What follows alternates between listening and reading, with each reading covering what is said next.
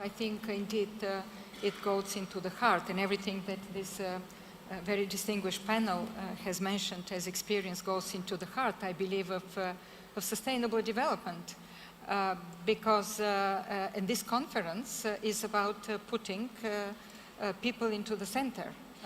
And you can't do that without culture, without identities, without recognizing the contribution of people in terms of their creativity, of their innovation, and I think this is really at the basis of today's economy and the approach. But let me just go back a little bit.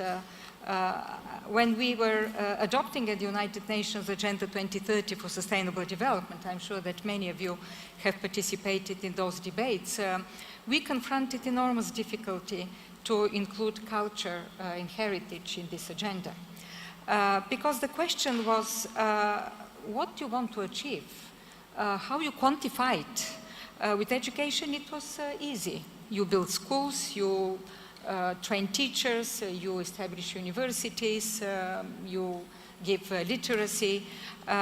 With some of the cultural assets, and you did mention it just a while ago, they're intangible, but they're so important.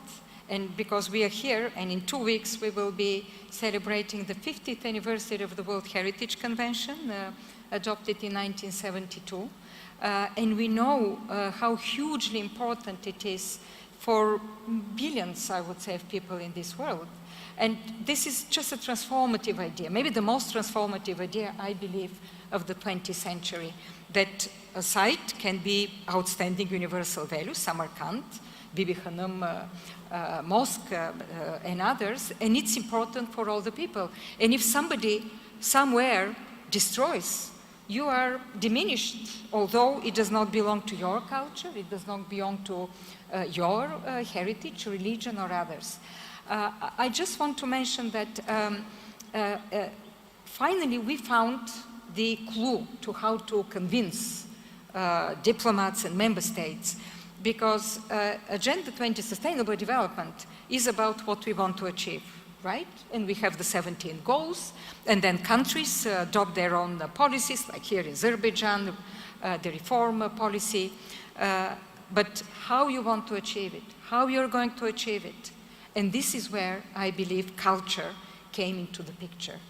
And now we have it in the agenda. Of course, in the goal about urban development, goal number 11, we have target number 4 about protection of heritage, but in so many other of the sustainable development goals, there is this aspect.